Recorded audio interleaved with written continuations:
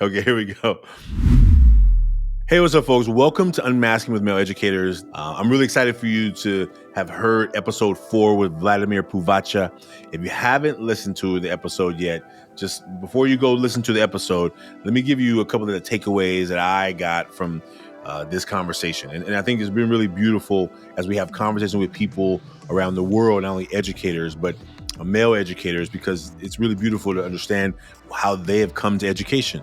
Now, Vladimir is from Serbia. Now, I don't know if your geography is as mine was about half an hour ago, but Serbia is in a landlocked area in Eastern Europe.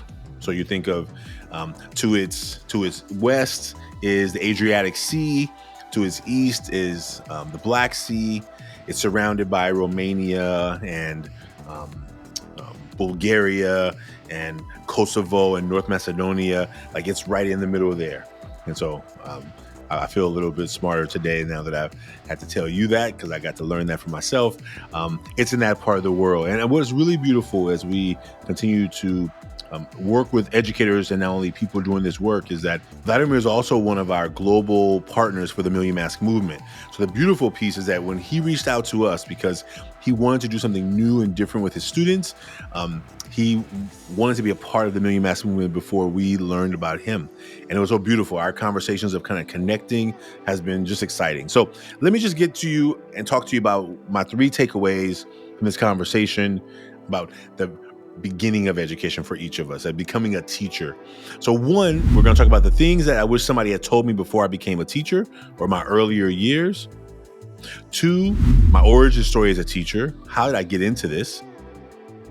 And 3, more of like a Christmas wish, a holiday wish, a 2-week vacation wish. And depending on where you are in the world, your holiday may look different. But this season of end of the year, holiday, Christmas, whatever the things you may celebrate in terms of the end of the year. But we know that students from many places are going to be on holiday break, and there's lots of things going on. So let's jump into them, okay? As a male educator at your school site, it can get lonely.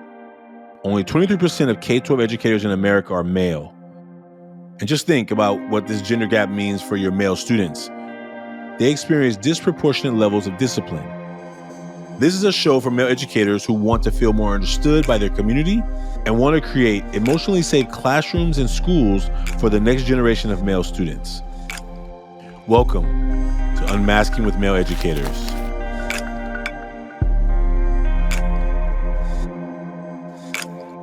Number 1, when I was first a teacher, there was lots of things that I was learning, not only in my teacher ed program at Mills College, but also in the classroom. The program at Mills College, the way it works is that you don't go to a bunch of classes and then eventually go start learning how to do it in front of students.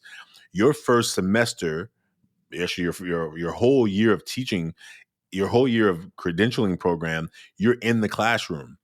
You're teaching the first semester, you're teaching with a master teacher. You're observing, you're paying attention, like you may be teaching, like co-teaching with them. And then the second semester, you are taking over the classroom yourself. I got to co-teach with another educator, Mr. Allen. What a good guy. He had come from a tech industry. And what we did is we observed our co-teacher teach, and then we taught afterwards. So we observed him teach, and then we taught afterwards, which was really powerful. So one of the things that we got to do is him and I got to work together, play off each other's strengths and each other's weaknesses. We got to support each other. What do I wish people would have told me? Like, teaching is more than just, I have knowledge and I want you to now take this knowledge and use it and then give it back to me in 2 weeks on a test or a quiz. Like that's kind of how sometimes it looks. It's like, oh, you have learned this information and now you are telling somebody else how to do this information. And that may work in some school settings, but it doesn't work in all school settings. In this school that I was teaching at, I knew math. I liked math. I love math. I'm an undercover, somewhat math nerd, not compared to the real math nerds, but like lightweight, right? So I love math. I like helping young people learn math, but understanding how teaching works is very different. What does it mean in classroom management to be navigating a room of 30 people that you have to somehow individually diagnose, figure out their needs mathematically, the gaps that they have, the deficiencies they have, create a plan that's going to teach them as well as the other 29 other students who have different gaps and deficiencies. And this is not just the math deficiencies, this is the lack of school knowledge. How do I show up to school? Some people know how to play school, and some people have refused to play school the way school is normally played. How do you play school? Well, teacher's talking, you don't talk. Hey, teacher gives you a worksheet to work on, you work on it, or you pretend really well to work on it. And what if you're a student who doesn't fall into you don't want to conform? You don't want to conform to the rules of this school system. So you just come in whenever you want, you talk whenever you want, you do whatever you want, you do or don't do any work or classwork. And then somehow you're confused and your family's confused when your grade is actually not passing. I mean, it happens. And it happens because sometimes in schools, we have thought that what happens is you got somebody with a lot of knowledge, but how do you convey that knowledge is very important. I'm trying to figure out what is something I wish somebody had told me earlier. But the deeper than what I wish somebody had told me is I wish somebody had helped me understand that this profession that I was going into was not only rewarding, but extremely complex and hard work. Me being a teacher who loved teaching, I thought that most of the reason that schools were failing was because there were teachers who didn't love their job. Like if you had asked me that question before, I'd have been like, man, teachers don't want to be there. Let's find people who want to be there. And when I became a teacher who wanted to be there and I was still failing, that absolutely set me off into a whole nother atmosphere. I mean, atmosphere, stratosphere, confusing fear. I could not understand why I had chosen this profession because every day I got up, I was feeling like a failure. That's not a good feeling. And so anyway, I'm naming this as what I wish somebody had told me is that I cannot take the blame for my students not doing well. But when I was a first year teacher, I didn't know any better. I took it personal. I took it personal when students were failing in my class. I took it personal when a student wasn't doing their homework. I took it personal when they were talking back to me or disrespecting me. Like I felt like I was there to make a difference. And when you're not able to do that, when you feel there's barriers in that, sometimes it can be too much. It can be overwhelming. And I was clear that first year teaching, I was about to leave. I was going to leave education.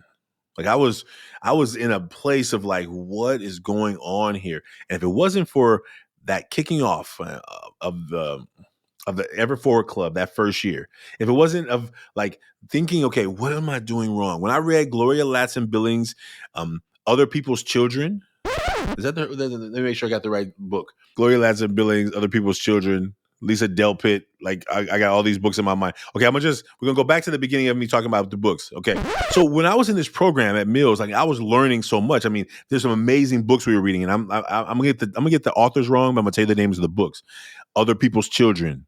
My role as a teacher, teaching other people's children, not knowing what those children were brought into the classroom with, not knowing what their parents taught them. All those things were connected. Why are all the black kids sitting together in the cafeteria? Oh man, what a powerful book. Like, what does it mean for kids to feel comfort in certain places, discomfort in others? I know what that was like at Cal Poly San Luis Obispo, where the black population is only 2%. Like the black kids in the cafeteria sat together. Why? Because you felt some home, you felt some connection. And other students will be confused. They're like, man, why are they all over there? Well, you want to feel like you got some connection in place. You want to feel like you belong. Those two books are books that were constantly playing in my mind in the background. And as a teacher trying to help a classroom, I wish somebody had told me that what happens in the classroom may look different than any of the things you learn in the books. Because your school, your community, them are going to create a new formula, a new recipe of what happens, of what gets mixed up in that classroom. You planting the seeds of math, of your life experience in the minds of those students will grow different things over here.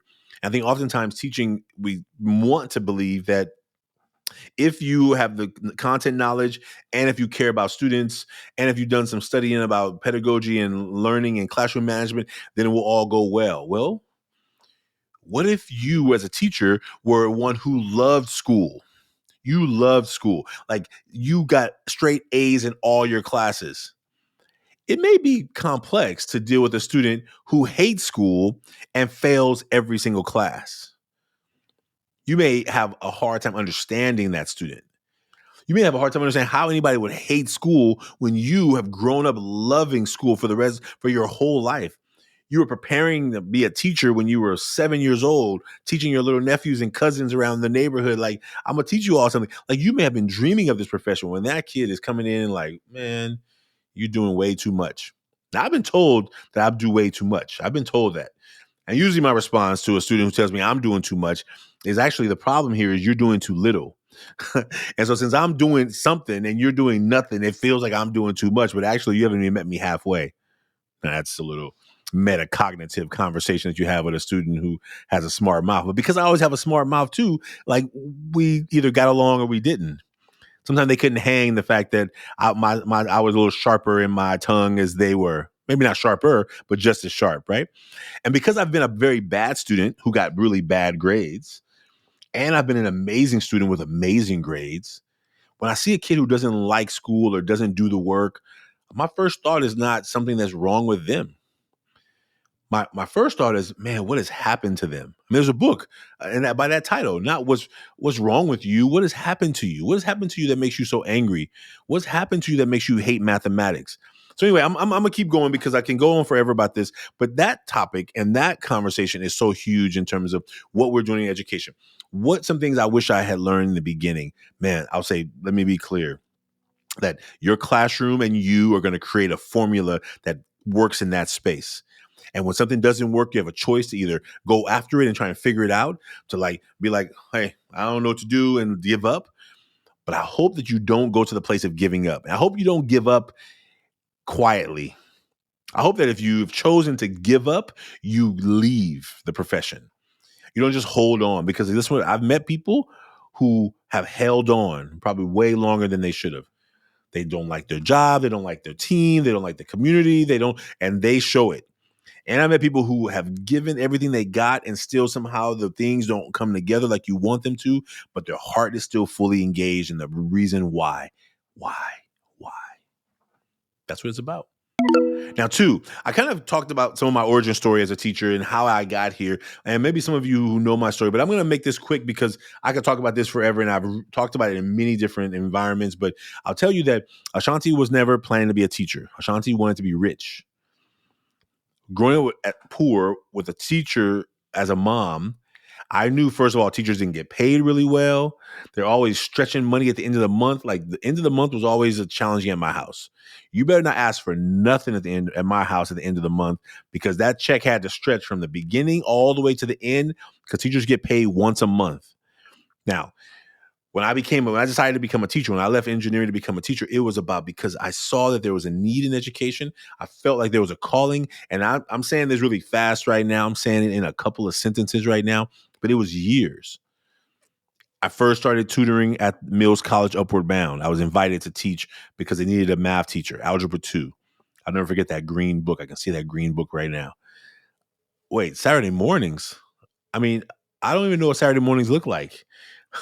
I'm a young engineer making good money. I'm partying. I'm at happy hour every Friday night. I don't miss a happy hour. I don't get home until the sun is about to be up.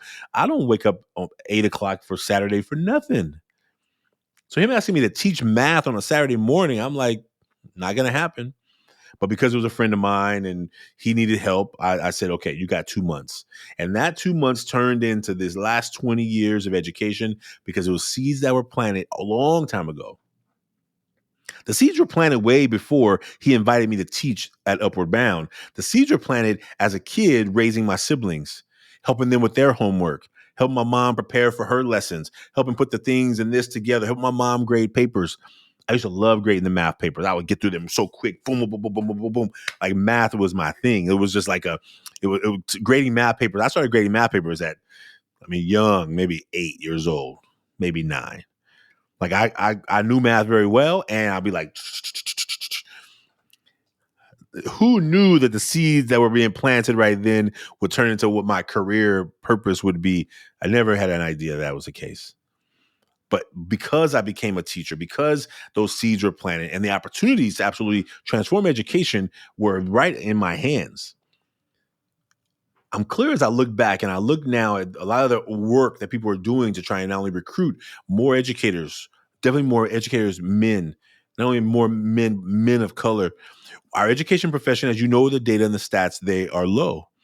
And so we must make sure that our schools are providing that space for men to teach and feel good about teaching. Feel like that they have not only can earn well a living, they can do a good job, and that they don't have to teach like other people teach. Sometimes in my classroom, I remember when my people would come and do observations for me. One of my observations that didn't go so well was a principal who was like um, questioning my style. She wasn't questioning my math knowledge. She wasn't questioning. She was questioning my pedagogy of what things do I address and what things do I ignore. Now, in a classroom, you're going to see so many things. So when I am hear a kid say a word that I don't think is appropriate for the classroom, some words you choose that are more triggering to others than others. And sometimes you ignore them. Sometimes things, oh, you know what? I didn't hear that, or I heard that and I didn't pay attention to it. As a teacher, you're making hundreds and thousands of decisions every week. Okay, I see that kid looking at that kid a little bit off. Is it going to create a big drama? I heard that kid yell across the room something about somebody else. Is that their friend? Or is that a drama? Like, oh, I see these two are starting to date right now. I can't put them in the same group anymore. Oh, this person wants to leave that group before. I can't put that one with that friend over there. I can't put them over there because they talk too much. I can't put them there because they're getting nothing. Like, I'm always having to make all these decisions. And as a teacher, I have to make a decision of like, how am I taking care of myself? Am I making good decisions to take care of myself? And when I left engineering, as much as I was at every happy hour and funding all the parties I went to, and my friends were getting married and destination weddings all over, I didn't miss one. When I became a teacher, where's Ashanti? Oh, where y'all going? Y'all going to have a dinner before y'all go out? Okay, I'll meet y'all out. That restaurant sounds a little too expensive. I had to begin changing how I socialize because of the ability of me as a teacher to take care of those things. So teaching has been a journey. San Lorenzo High School was my first teaching experience. Remember, I told you in the beginning that what we did is we taught one semester at a high school and second semester at a middle school, or vice versa. My second semester was at Havens Court Middle School. That school is not named that anymore, but Havens Court Middle School. Mr. Wajibu Green, he is no longer with us in the flesh, but he is with me in my heart. As a teacher, as a man, he taught wood shop at that school. He was an amazing math teacher. Like, I learned so much from him. He had so many students that he had, teachers that he helped train, and so many things I've learned over this journey of education, and thinking about being in his classroom and watching him as a Black male teacher, carpenter, like entrepreneur who loved students, was very strict and clear and direct and super big heart and loving, man. So anyway, as I tell you these origin stories, I mean, there's so many things that made the journey really exciting for me as becoming a teacher. And I hope that if you know anybody who has the potential of being a teacher, that you just maybe share that with them, that you see that in them.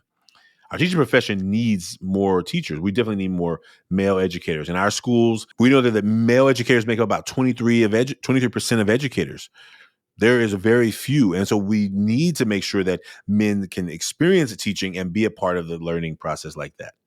So, I feel like that story can go forever. I think it's only the beginning of what's the origin story. I mean, I think there's so many places that I try to cover a wide range of where it all started. But let me leave it there for now and know that this journey we're gonna talk more about these things. It's part of my personal journey of becoming an educator, and why I'm here today. Now, 3 is not necessarily a takeaway that I got from the podcast, but also from all of these conversations we've had with men around the world, hundreds. It sounds wild to say that. hundreds of people, hundreds of conversations that we've had with men around the world. And the educators, which is the profession that I've chosen, that chose me, and for all the students, today is Friday. I'm recording this on a Friday. I'm recording this the day that schools get out. Most schools get out today. Next week is Christmas. And so most schools, this is the last day. Some maybe on the East Coast, they're already out of school. They're about to get out on here on the West Coast in about an hour. And maybe in the central part of the country, they're getting out right now.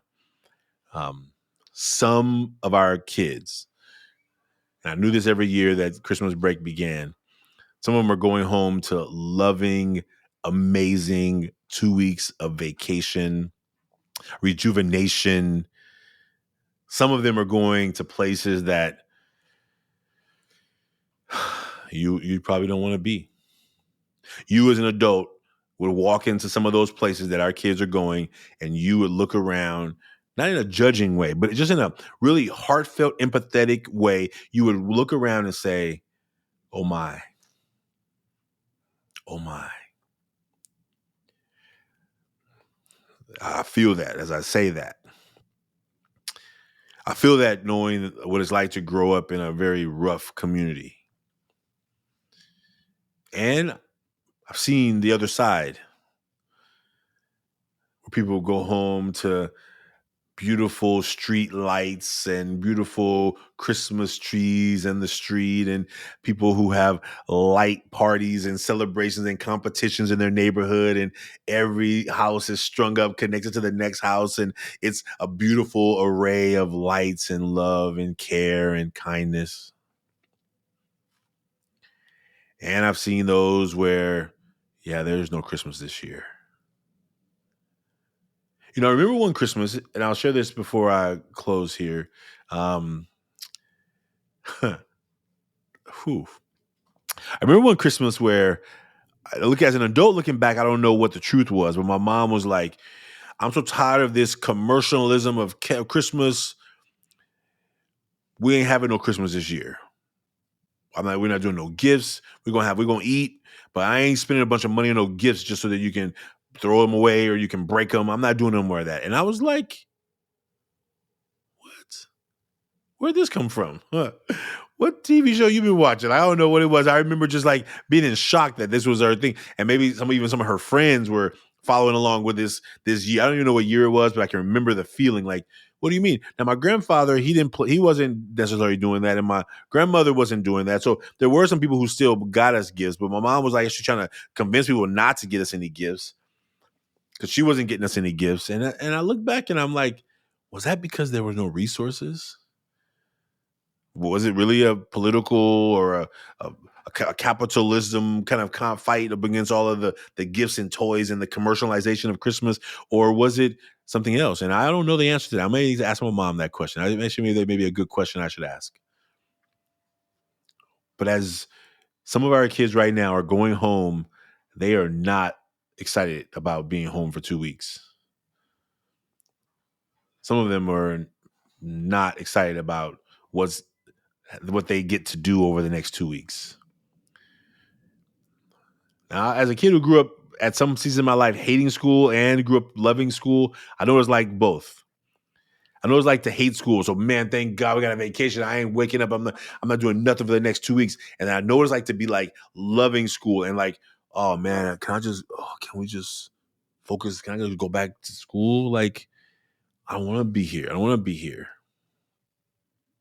And so I'm hoping that if you're a male educator, I hope that if you're a parent, whoever you are listening to this, I hope that you give your child some space, your young man a space, all your children. But just think about the young men that we're talking about in these conversations, our teachers providing these spaces where when they come back, that you give room for all the types of experiences that were there. I thought when we came back from winter break, I was always excited to hear what kids did over the break. And it wasn't until a teacher really helped me to kind of contextualize how that may be more stressful for some kids than others. If I asked the class to share with me out loud in front of everybody, what did you do over the break?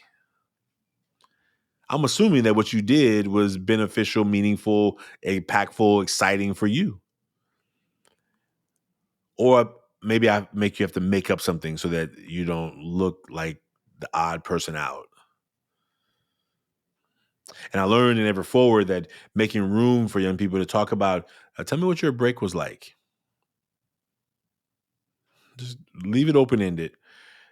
Maybe it was going to be a writing project. Maybe it's going to be a post-it note. Maybe it's going to be, but everybody didn't good to go and enjoy the festivities the way others did. So as we move towards the end of this year, as we move towards 2025 on the horizon, I am inviting you to continue being thoughtful about how we make our classrooms whole, safe, and inviting and welcoming for all students.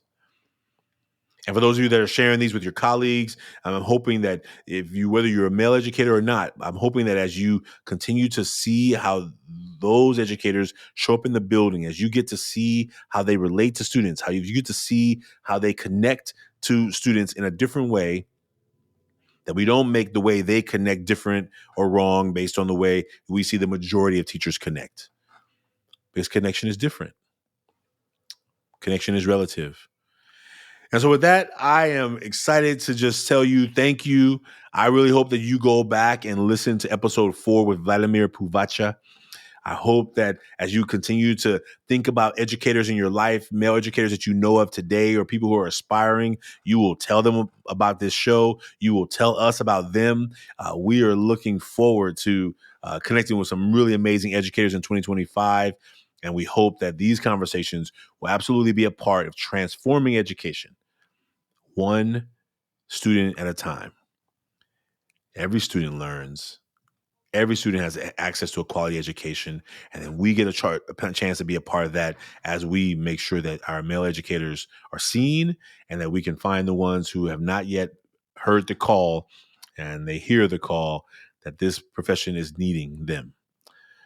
Folks, thank you for being a part of Unmasking with Male Educators. I look forward to seeing you again soon. Stay tuned for 2025 and continue telling people about our show. Tell us people that you think we should talk to. We're going to be talking to some folks in Department of Education. We're going to be talking to some folks. Well, let me be careful how I say that. As the Department of Education exists today, we're going to be talking to some people in the Department of Education, and who knows what's going to happen next. But we are going to be a part of educating not only you, but ourselves on what's happening in the Department of Education and how we can be a part of transformation for our schools all over the country. That's what I'm hoping. That's what we're planning. That's what we are on a mission to do. Thank you again. And if you have not yet made a mask, please, we invite you to be one of the first 100,000. We're getting really close to that goal, millionmask.org. Maybe you do it over the holiday on the digital version and you talk to your family about it. You invite them to also make a mask. Maybe these conversations over the holiday break can be really deeply engaging. We look forward to talking to you soon. Take care. Bye now.